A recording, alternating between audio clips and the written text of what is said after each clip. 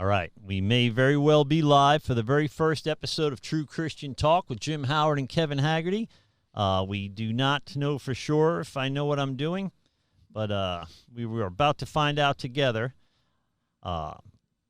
We've decided, Jim Howard and I. First, let me introduce you to Jim Howard. Hold on one second. Jim Howard, say hello to the crowd. Hello, crowd. Now, what we're going to do, Jim, I think, is we'll have three topics. We picked out three topics. We'll spend about 10 minutes on each topic. The first topic's already on the screen. We're going to talk about the Pope talking about gay marriage. What do we think of that? The second topic will be the Second Amendment, a topic that is near and dear to our hearts. That'll be the second the second 10 minutes of the show or so. And then the final thing is going to be tomorrow they should vote on the SCOTUS, on Barrett for Supreme Court, which would then make it a conservative Supreme Court for the first time in 60 years or something like that. I believe so. A long time, 44 years or 60 years, a long time since we've had a conservative Supreme Court. So this is a brand new podcast. We don't really know what we're doing. That shouldn't surprise anybody that knows us. But we're going to talk about things that we're going to set aside our ministries and things like that, and we're just going to talk. I think, hopefully, we're going to look at things from a Christian perspective, and we're going to look at things from a biblical perspective. So what does the Bible say about things like gay marriage? What does the Bible say about masculinity? Things like that. Masculinity probably will be a topic because we're both so masculine, but it won't be the topic today. The topic today, Jim Howard, is going to be the Pope on gay marriage. What exactly did the Pope say? Well, hang on one second. Before we get started, let's talk about this just a little bit, okay? Okay. The reason why we wanted to do this podcast, the reason why we wanted to do this Facebook Live is that Kevin and I have this thing of where we're testing out Zoom a couple of different times. He was going to be on one of my webinars, a couple of my webinars, and we were testing out to make sure that we had all the equipment right. And we got into conversations, and we looked at each other and said, we should have been taping this. We should have been taping this to put it out here. So finally, we just kind of looked at each other and said, you know what? We need to start taping this. So how do we tape it? We get together and we sit down and we talk about these things. Right. So we've had a lot of conversations that should have been on the air, I think. We've had a lot of conversations that should have been on the air because Kevin's into conspiracies. I'm a realist. But, we agree on a lot of things. And like one of the things that took me by surprise, and I spoke about this last night on my Facebook live post, was that this last week, the Pope dropped a shocking statement in a new documentary called Francisco. And in this documentation, Pope Francis endorsed same-sex civil unions, which is against now the teachings of the Catholic Church. Pope Francis went on to say, and we're going to agree on one thing that he said. First off, he said that gay people were children of God. We both agree on that. That's a bullseye. We have no issue with that at all. Yeah. But he went on to say that you can't kick someone out of a family nor make their life miserable for this. We have to have a civil union law. I think we can talk about that a little bit. That's a little gray. But that's a little gray. That way, they are legally covered. Yeah. Here's a slippery slope that we start to go down. First off, my church is not going to have gay marriages. Right, mine either. Yeah. Our church says that their bylaws say that we follow Genesis 2:24, Matthew 19:4-5, even Ephesians 5:31, where it says, "This is why a man leaves his father and mother and is united to his wife, and they become one flesh." Right. It says man and woman. Even when God created man, he created woman for companionship. That was the thing. So when we start to hear these things, we have to take a step back because of the political issues. And as I've said before, this is why we're doing this, is because we're going to be talking about real life issues. Now, you've said it. I've said it. I have gay friends. You have gay friends. We want them to be as happy in life as possible. My friends, one of them tells me he's a Christian. Do I look at him and tell him he's not saved because he's gay? Then I'm hypocritical because, Romans 3:23 says all have sinned. You and I have sinned. We talk about this all the time. Off the air. Yeah. We confess to each other all the time. So we have to understand that we're all sinners. So what do we say? Well, we're all hoping that I don't even want to go down that route. I'm just saying that I'm going to lift my brothers and sisters up who especially come to me and talk to me about the issues that they're running into, but truly believe that there's Jesus Christ, their Savior. I am not to judge. I cannot judge on this. Right. I know what my church's stance is, and I'm going to back what my church's stance is.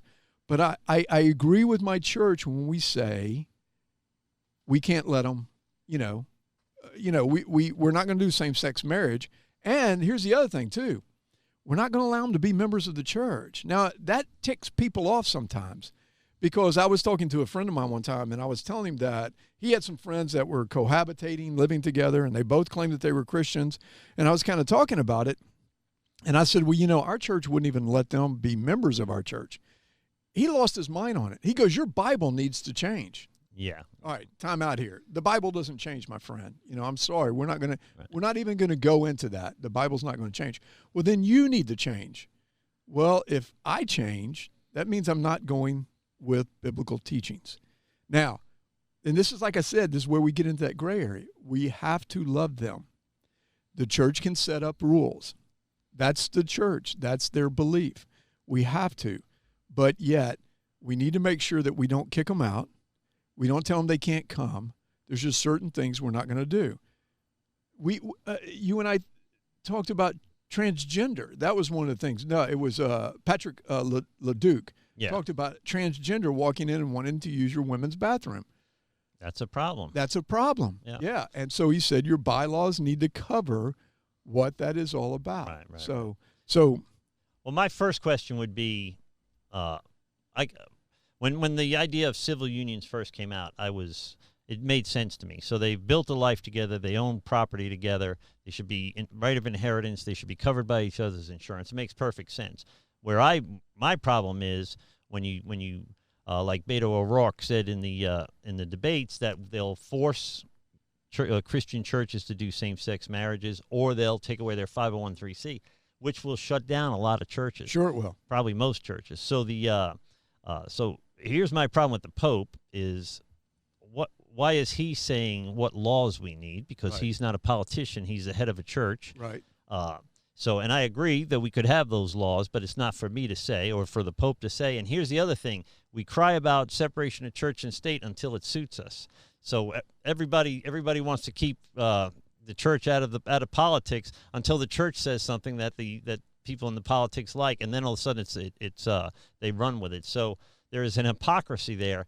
I'm not a huge fan of this Pope. I was raised Catholic. I'm not a big fan of this Pope. He's a little too progressive for me. I think, even though I'm a evangelical, now I think we need to stick to Scripture. I think certainly the Pope should stick to Scripture. I use the example of Rob Bell pretty often when he was talking to Oprah, and he said basically, and this is a pastor, and he said he doesn't think that Christians should be basing their morality on 2,000-year-old letters, and which is kind of what they send me to school to do, is to understand and study 2,000-year-old letters, and then and tell people to base their morality on it. I mean, that's the whole package. So we've got to be very careful. Separation of church and state is good for the church as well, I think. So while we've got it backwards, we think that the Constitution is set up to protect the state from the church. It's the other way around. Originally, it was to protect the church from the state. Exactly. But I don't think anybody wants a theocracy. Every theocracy, even the ones that exist now, has been dismal failure. So I think theocracy is a bad idea, and I think the popes will. I almost agree with the guy. I think the sentiment is right. I don't think the Pope is the guy that should be saying it. And now the pressure for local churches to do same-sex unions could be exponentially harder now moving forward. Well, let's just go down this road a little bit.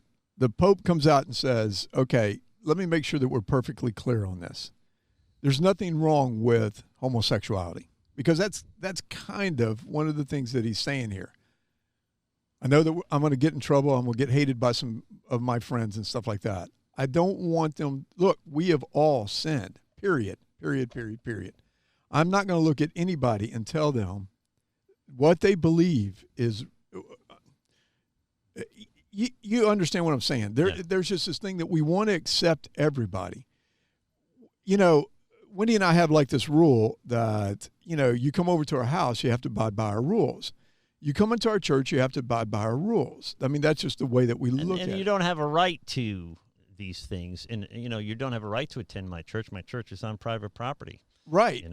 You can go to another church. There's plenty of churches that see it different than the way you and I do. Yeah. It's just that this kind of little slope that we're starting to slide down because, like you said, the Pope now got involved in he got involved in politics, and he also got involved in social issues, and he also got involved in the church, the religion. But say that your Catholic school that you're sending your children to decide that they're going to teach your children, my children, which I would not teach them that it is okay. Mm-hmm. They're now going to teach you that it is okay. It is okay for little Johnny to be little Debbie. Or it is okay for Johnny to like Johnny, like Bobby. Yeah. So now what are you doing here? You're making it, and see, this is where it bothers me. It makes it to where what we're saying is hate speech. Yeah. And that's not it. That's not it. And there's two sides to the conversation, and there's hate on both sides, and there's not hate on both sides. Sure. So we're running over we're at 11 minutes and 21 seconds on the first question, but we can go over. We'll make it it's our show. We'll make it 15 minutes. Yeah. So we have to avoid the broad brush, right? Yes. So here in America, in the church even, we pray for justice for our enemies and mercy for ourselves constantly. Right? Every topic we've talked about on any podcast we've ever been on, it's really what it comes down to. The idea that the Pope should be espousing his opinion on this, whether the Catholic Church is going to start doing gay marriage, which I suspect they won't. And Patrick McCormick says they showed a video from a bishop, and the bishop defended what the Pope said and said they will not be allowing gay marriage in Catholic churches. I predict that's probably true, but there was no reason to say this except that it now creates opens the door. Yeah, I'm sorry, it opens the door. Now, if he wants to make the argument that you cannot, you shouldn't hurt homosexuals, you shouldn't be mean to homosexuals, you should. I mean, I've got family members, I've got friends, I get along with everybody generally. Maybe not in this election cycle, but generally I do. So last story on this, and we'll go to our next topic. We had a guy by the name of Caleb Kaltenbach. I'm probably saying that wrong, and I apologize, Caleb, if you ever hear this. But he wrote a book on messy grace, and what it was about was Caleb, at 2 years old, his parents separated. He found out later that they came out of the closet. Both of them were gay. His mother was a big advocate of it and would take him on gay parades, gay pride parades. And he would see these Christians with signs that say, you're all going to burn in hell. You're going to go to hell. Jesus hates you and all these things like this. God hates you. So he turned against Christianity. I mean, he really, really, truly did not like it. He was in school. He decided he was going to join a Bible study just to disprove Christ. And during the Bible study, he accepted Christ to the point that became a pastor. So he came at our church and he spoke, and it was just this incredible. I tell people, go out and look this guy up. He was just fantastic. But after the service was over with, he was signing books, and so he's standing there and he's having these conversations to people that are coming up. And we give him space because, we don't want to interfere with what's being said and things like that. And when it was all over with, he turned around and looked at me and he goes, do you know how many gay people you have in your church? And I said, I haven't a clue. I really, that's not something I go look for, Yeah. And he says, you have more than you think. And he said, the reason why they come to your church is because you do not judge and you love them. Right. So he said, this is a good thing with your church. That made me feel good. Because I would hate to think that we were known as the church that would be standing there with those signs saying you're going to burn in hell and all these different things like that. I don't know. There are denominations. I did a podcast where a guy actually, in his sermon, tore up my pastor and my church, and we did a little podcast on it, had some fun with it. But I had maybe the opposite reaction. So I live in a rougher neighborhood, a poorer neighborhood, and our church it reflects the neighborhood. It certainly did a few years ago, and so there's a lot of gay folks go to my church, which is fine. I'm friends with all of them, but they. One time a few years ago, a couple of girls were being a little amorous in church, right? Being a little cuddly in church, and people were uncomfortable with it. And so they came to me, and I went to them. I was friends with them, so it was kind of easy. And I said, you just cannot do that at church because it makes people uncomfortable. They were cool with it. Everything was fine. Fast forward a couple of months, and I've got a drunk guy that he stinks of booze, and he's being obnoxious and loud. And the same two gay girls asked me if I could. Told me I had to kick him out of church. Yeah. And the irony of it is, a couple of months earlier, people wanted me to kick them out of church. Right. And we now here they are being intolerant of someone. Sure. Drunken in my church. Yeah. Now, and instead of going in love and saying, "Hey, listen, this is not acceptable here. You got to clean yourself up," which is pretty much what I told them. As soon as we got up to shake hands with people, I went up and said, "Listen, you can stay. Yeah. But you got to be quiet, and you've got to not be disruptive, or you're leaving with the cops, basically." And but it was ironic that the same people that I had to defend just a couple of months earlier were now wanting me to kick somebody else out of church. Now the ones that want to get rid of people. Yeah. So, which is interesting enough. All right. That is our first topic. Say something brilliant, Jim, so I could change to our next topic. What is our next topic? Okay, let's see. We were going to talk about Amy Coney the Second Barrett. Amendment's our next one, right? Yeah, yeah. I was at a Christian brother meeting breakfast, and we were standing there talking, and we said how important that ACB was to be selected for the position of the Supreme Court. But we also said that, this vote is so important because we don't want to see court stacking. What they mean by that is that whoever is in power, they're going to stack the court with as many of their choices instead of the original 9. And I said it's very important because the first thing that they're going to go against is going to be the Second Amendment. And he goes, "Oh, they'll never be able to change the Second Amendment." And I said, they don't have to change it. They don't have to change it. What they can do is define it. Yeah. And if they define it the way that some people say it's written, listen, if you don't believe me, go out online. You'll hear a lot of people that say this, that the Second Amendment says a well-regulated militia, that's what they key on, being necessary to the security of the free state, the right of the people to keep and bear arms shall not be infringed. Well, we like to break it down because we say, a well-regulated militia to protect the states. That's kind of our, reserve, if you want to say that, or, our guard. That's kind of what you're putting there. But you could they might make the argument that it has to be that well-regulated, and I would not. So go ahead. I know we wouldn't. Yeah. I know that we wouldn't. But you put somebody in that sees it as that way, and the Supreme Court comes up and says, yeah, you know what, you're right. So if you go back and look, Obama wanted a United States. He wanted a national police force. Okay, he wanted the federal government to run the police department, the local police departments, everywhere, everywhere. Get rid of the state police departments, your localities, your counties, all this stuff like that. We're going to have he spoke about it. So if I have a national police department that can kind of become the well-armed militia, why should you have a gun? Yeah. And so this guy goes, well, I would join the militia. And I looked at him, I said, you're overweight and can't run 100 yards. Maybe they won't take you. Then what They're do? not going to take you. Yeah. So what are you going to do then? And then that's where they come, like Beto O'Rourke and all of his little guys, and they start taking the weapons from you. The argument I'm getting from my friends on the left, and I used to be kind of centrist. I guess I'm more conservative now, and the left is kind of left.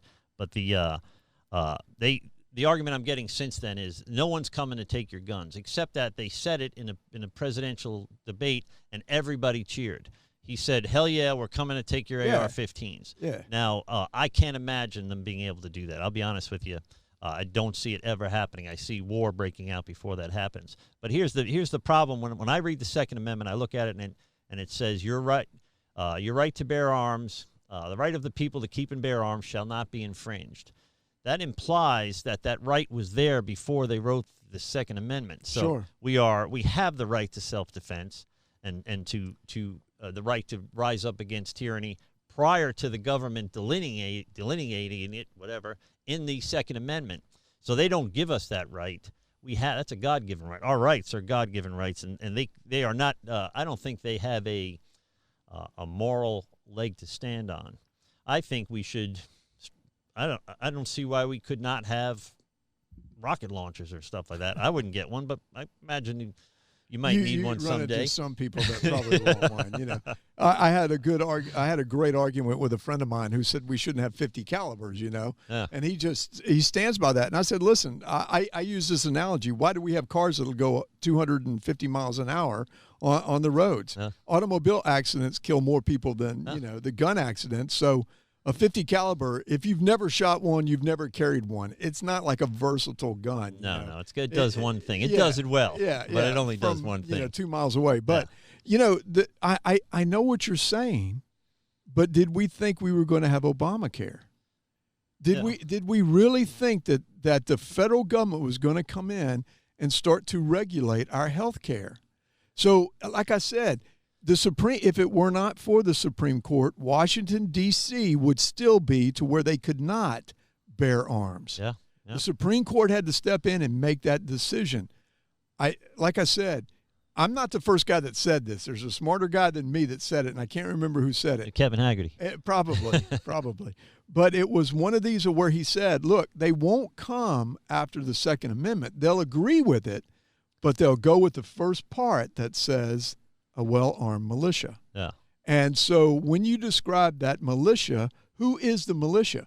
Well, a well-regulated militia. Yeah. Who's doing the regulating? Who's doing the regulating? It's the federal government. Then it doesn't make a difference. If the tyrant is regulating the freedom fighters, then they're not really freedom fighters. No.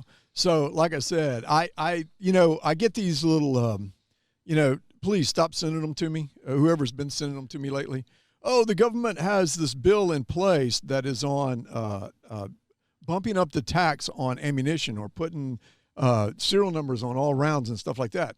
Yeah, they do. But this is why the lower votes, like we were talking about, the ticket. The down ticket is so important, because if you get somebody in there, if you get an all liberal side on in Congress, then they will pass a law like that. Oh. And look, you can't buy ammunition now. What do you think is going to – and here's the other thing I don't think a lot of people think about. You start taxing ammunition like they're talking about doing, you'll see ammunition go underground. Yeah. You'll see all these people now learning how to make ammunition, and you will get it underground. I would rather regulate it as far as good stuff than to be passing out stuff that's going to be unsafe, I think George Soros bought all the ammunition. That's why there's a shortage. I think that they I love conspiracy theories, by the way. I don't even believe them, but I want to so bad. He's the one that bought Ithaca and all that other stuff. Yeah. No, so he didn't, folks. So at the end of the day, it's none of their business. So there are, by the way, something like 350 million guns in America, 75 million gun owners. Who are you sending to take guns away from 75 million people? Well, you can't even send China to do that. That's 75. Imagine a guerrilla war against 75 million people. Look, I totally understand what you're saying. I truly understand what you're saying. But is that what we want to put our kids into? No. A civil war. Yeah, they should just certain things should be hands off. Here's my problem with coming after the church or coming after the Second Amendment or going after the Confederate flag, which I have no skin in that game. Who cares? I don't Except care. Because it means that to you. Why is that the only thing that we should consider? Because it means treason. But I'm from New York, so right. To me it kind of stands for treason. I see how it can stand for freedom and being rebel pride and all that, and I can see how it stands for racism. But why do we only consider one feeling in that case? I think that's a mistake. To Southern people, and I can't really relate to this. It very well means being rebellious and those types of things. Well, I think what happens here is that is one of those slopes again of freedom of speech. The rebel flag is first. What's next? Yeah. And like I said, saying that you don't believe in same-sex marriages, now that's hate speech. No. So I mean, look at what the press has done right now. They've censored this story of Hunter Biden. That is probably the creepiest thing. That my friends on the left aren't bothered by that bothers me. Yeah. So to me it is the idea that they they are going to vet this story, but they didn't vet Covington Catholic. They didn't vet Jussie Smollett. They didn't vet any of the other things that turned to the Russian probe. Russia. They didn't vet anything else. They went the poor guy that ran for Supreme Court last time, Kavanaugh. Yeah, Kavanaugh. With no proof, they tried to ruin this guy's life, and everybody on the left was in on it. It was it was horrible. The guy cried during his hearing. Yeah. And now he couldn't believe it. And now coming into an election, some computer store owner in Delaware is suspect, and so they don't trust him. And now this other guy that came out also suspect. They're going to vet everybody till the election's over. Yeah. So the selective outrage in this country, I think, is very dangerous. I think people I wish Christians were as committed to their faith as our political ideologues are committed to their politics. It's amazing. I think that's why we're doing this. I think that's why we're talking about this. And maybe before we go off the air, we have 5 minutes where we kind of like just talk about these things right now are so important to the Christian walk.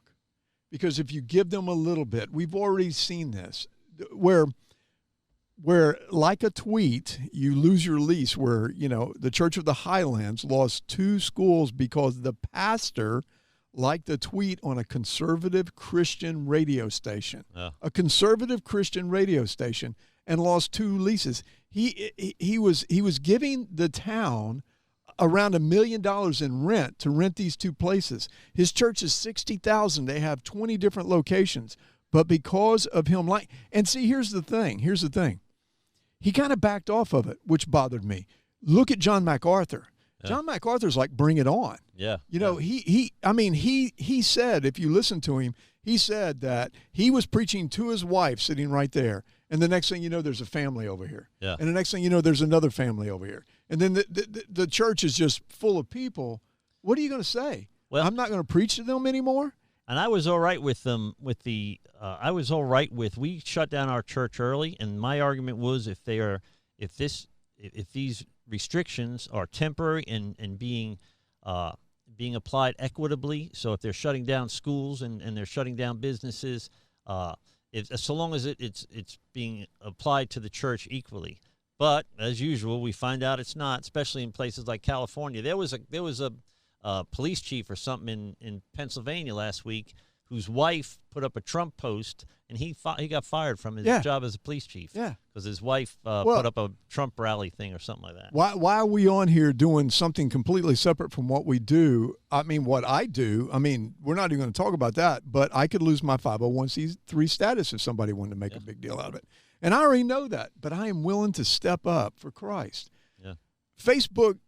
Hey, love you to death, but they shut us down and said we were too controversial and too divisive and all these things like this. We were trying to sell COVID products. It wasn't even in our statement because we did a blog called "Now's the Time for a Christian Revolution," and really, and they posted and said there's not truth in this. Yeah. They didn't read it. They saw Christian. They saw revolution, and all it was about God's love. And that's all it was about. And who cares if some guy puts up a funny meme that's not true? Who cares? But what about when CNN does it? Yeah. Right? What about when MSNBC does it? And everybody's fine. Well, there's people that believe what Don Lemon says. If Don Lemon says it, they believe it. That's horrific. I mean, this whole thing with the Hunter Biden stuff, people should be that'll be next week's episode, but people should be more worried about that than they are. I have people. All of a sudden, there is this noble effort by Facebook and Twitter to pimp the truth. Right. All of a sudden, this strange nobility comes over them when it's a Democrat. Right. Meanwhile, they tried to ruin a 16-year-old kid's life over a MAGA hat. Sure. Right. So all these riots in all the major cities, which, by the way, are still going on, but don't make the mainstream media because it's bad for Joe Biden right now. Right. They're still rioting. And the other thing, going back to you can't have church, but you can come out and riot. Yeah. You can't have church, but you can protest. Okay, yes. And it's not being applied equally. It's not being applied equally, and that's where we run into the problem. Okay, so that is our take on That is our take on the Second Amendment, which, of course, as always with us, Jim, had a lot of other stuff in there. So you can see how Jim and I spend our time when we're together. We do a 1-hour podcast, and Wendy calls because he's been gone for 6 hours because we're in the driveway arguing about something.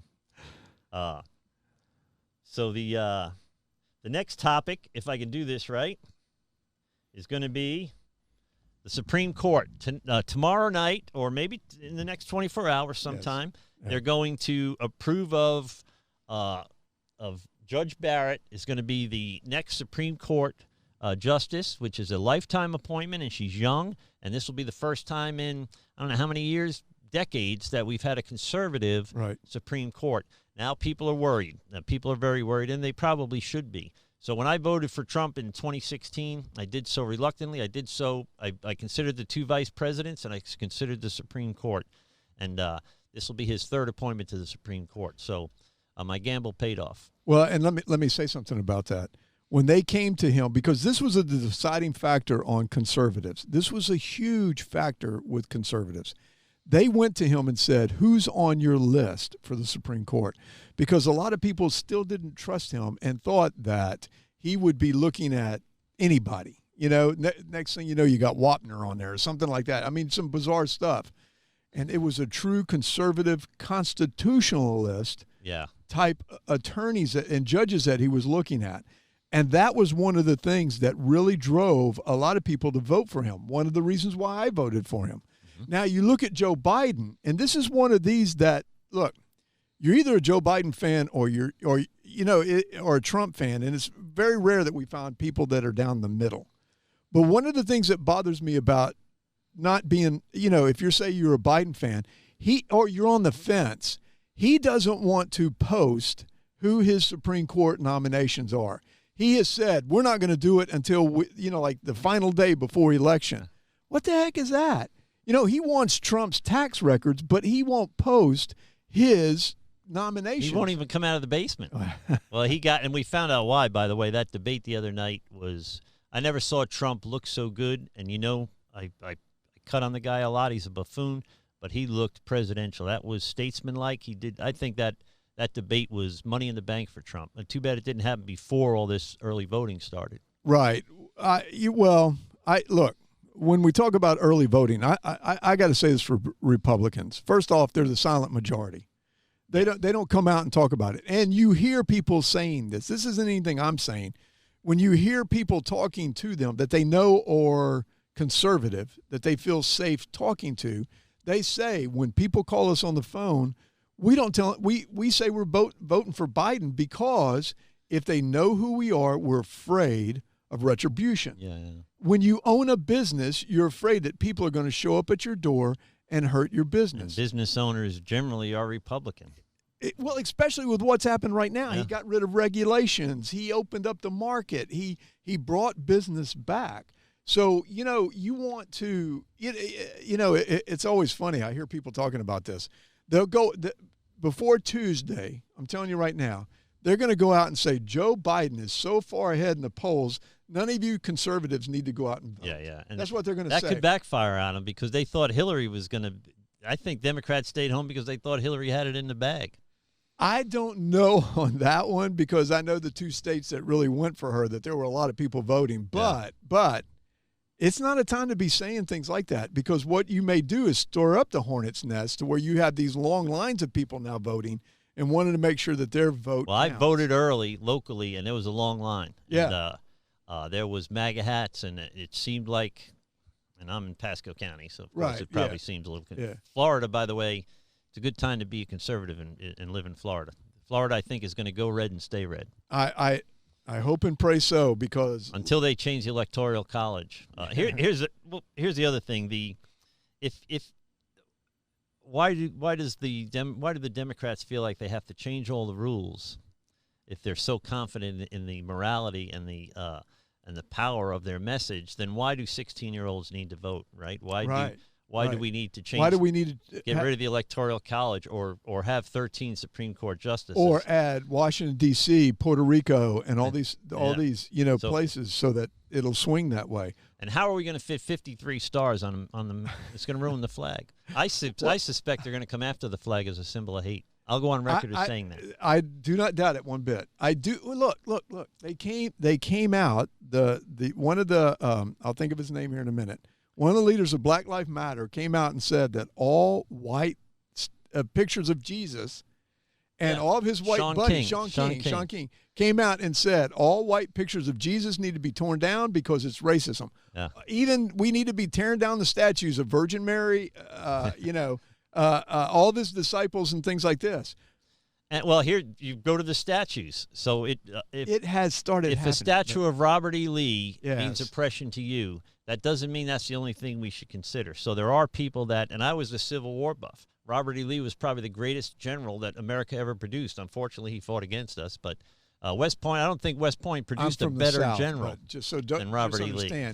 He fought for us. So just understand that. Well, I'm from New York, so he fought against us. But just because it means that to you doesn't mean it means that to everyone. So where do your rights end and where do your rights begin and someone else's rights end? And why should your feelings encroach on someone else's rights? But I'm going to go back to what everybody says when they want to tear these things down.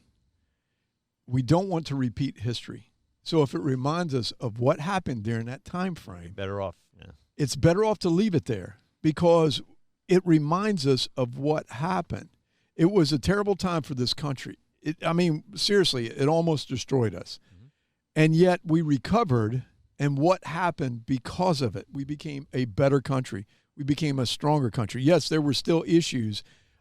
Let's be realistic about it. Once the South lost and Abraham Lincoln was killed, the carpetbaggers from the North, all you guys, came down and turned these states into just, total chaos. So Lincoln was for restoration. Lincoln was for bringing the states back together. Let's work on this together. And then after that, it was no, let's punish the states. Which brings me up to another quick The biggest topic. Mistake Lincoln ever made was making Andrew Johnson his vice president. Yeah, probably. That was he was less effective than Jimmy Carter. He was weak. And which brings up another topic maybe for another time. You need to be careful because there are Democrats, liberals out here that have already said if you vote Republican and lose, we're coming after you. Yeah. So watch out for your Republican businesses. Watch out for your churches, your conservative churches, all these things. They want to list you and come after you. They did it in the IRS scandal. They went after 501c3s that were Christian conservative. Wait, Obama didn't have any scandals except for the beige suit.